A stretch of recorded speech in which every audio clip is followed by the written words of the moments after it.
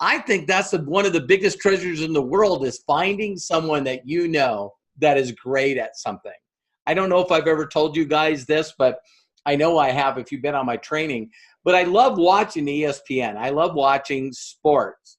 But I only watch sports during playoffs or tournaments because these people seem to play different.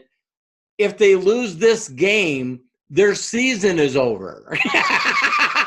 It just seems that I see you guys all nodding, so I know it's why we watch Dancing with the Stars, and I know that's why we watch, American Idol or even Survivor. It's fun to watch people that have everything on the line because two things happen. Miracles happen. We get to watch a live miracle when someone believed that this is where they were supposed to be their entire life, and then they step into it. I'll give you guys one example because I'm watching the playoffs in the NBA right now. And so watching Stephen Curry, ever since Kevin Durant, the superstar, comes over and plays for his team, he's been averaging like 15 points. Hey, we got a lot of star players here. I used to be the MVP. We won a world championship before Kevin Durant, this better player, shows up. And now I'm just going to be one of the good players. And then Kevin Durant gets hurt. They win a game they're not supposed to. And now they got to go to Houston and enemy territory without their main guy. And for the first time in 5 years, Las Vegas is betting on Houston instead of the Warriors. Are you guys hearing this?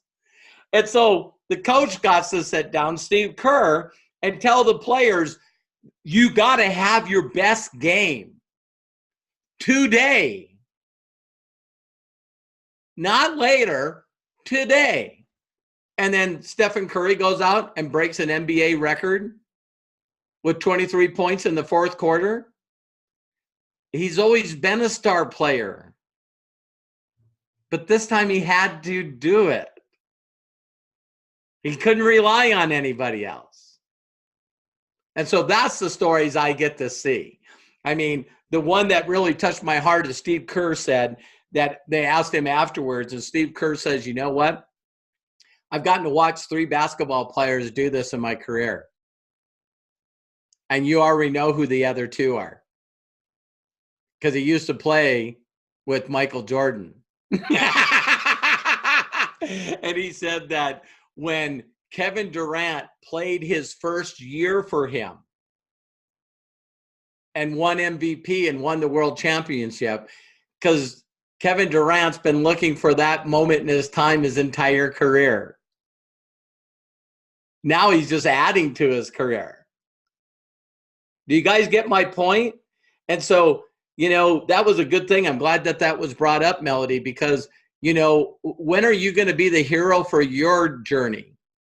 When are you going to be the hero in your movie? When are you going to figure out what you want bad enough that you'll walk through walls for it? Because you need to be the hero of your own movie.